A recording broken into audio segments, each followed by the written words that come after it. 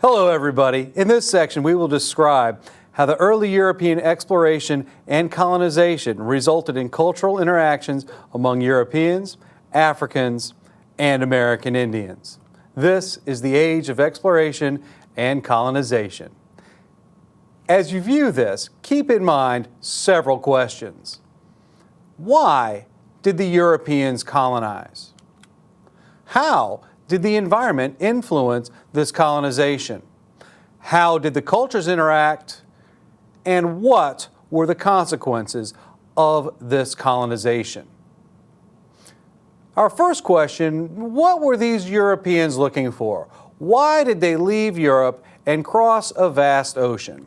Well, as you've already learned in your world history class, Christopher Columbus was looking for the Western Passage. That is, he wanted to find a route traveling west to get to the Indies. This was going to be the way that Europe would gain riches through trade with the Far East. As you know, Christopher Columbus bumped into two very large continents, and therefore the 3 G's of exploration and colonization took effect. Gold, that is the quest for riches, and riches could also mean trade. God, spreading the glory of their religion as well as the glory of their empire. The goal was to become as rich as possible so they could beat up on their neighbors over in Europe. As we focus primarily on European and specifically English settlement, we will look at the characteristics of early exploration and settlements in the New World as they pertain to England. Early settlers established the New England colonies. They were settled by Puritans, often seeking freedom from religious persecution over in Europe. They formed what was called a covenant community. That is, a community based on agreement between themselves and a way to live with their God. They based their principles through the Mayflower Compact, not just their religious beliefs, how they wanted to govern as well as interact with one another. These Puritans were often intolerant of anyone who did not care to share their religious beliefs. While they were seeking a place of freedom, they did not see themselves as being in a position where they needed to offer that freedom to anyone else.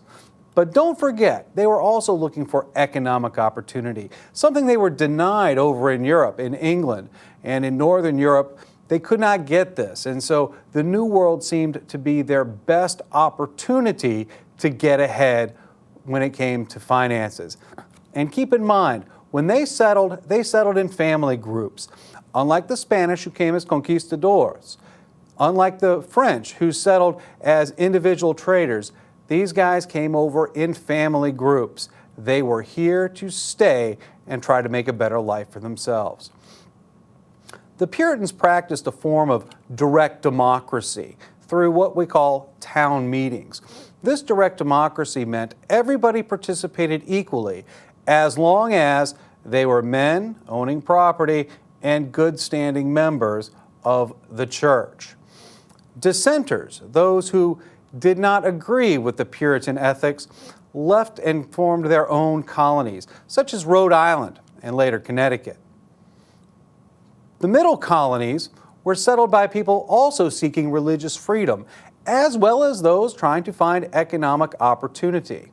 The Quakers settled here, and they tended to be much more tolerant of other religions and other people than the Puritans were. There was such a variety of types of people who came to the middle colonies that the best way to get along was to tolerate, understand, and accept. Jamestown was established in 1607 by the Virginia Company of London. This was a business venture by a joint stock company. The sole purpose of the founding of Jamestown was to make a profit. It was the first permanent English settlement in the New World. Again, going back to 1607. They initially thought they were going to find gold, trying to make a profit. However, when their efforts in gold failed, Tobacco became their version of gold.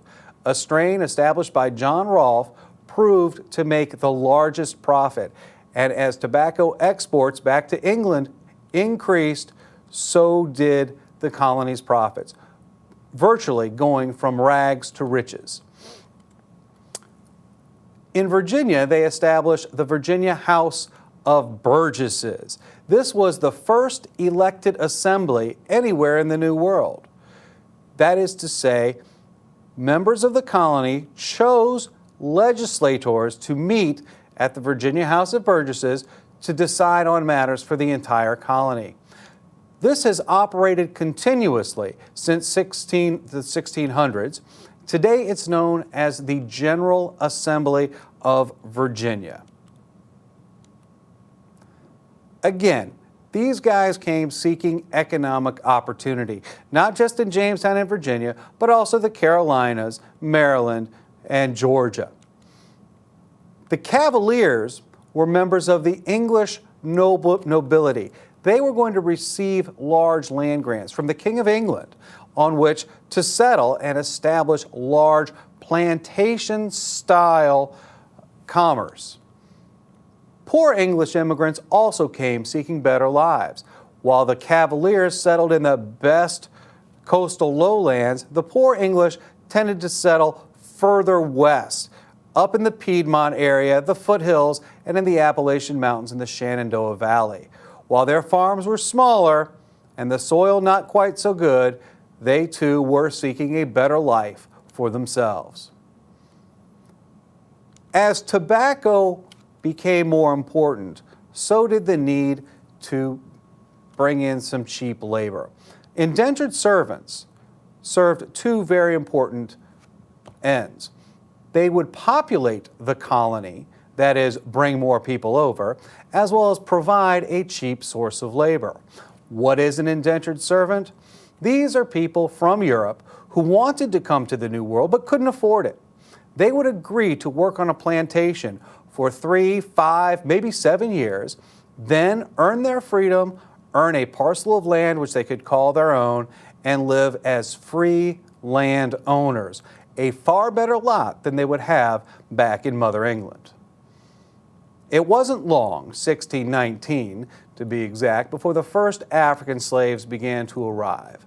This came primarily because Virginia in the South developed an agricultural economy based on cash crops, and the need for large, cheap labor surpassed the indentured servants and came to rely on the first African slaves.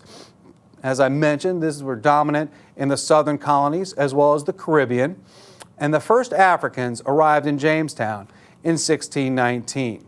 It started off as one ship, quite by accident, from Portugal, but later on became an intentional trade.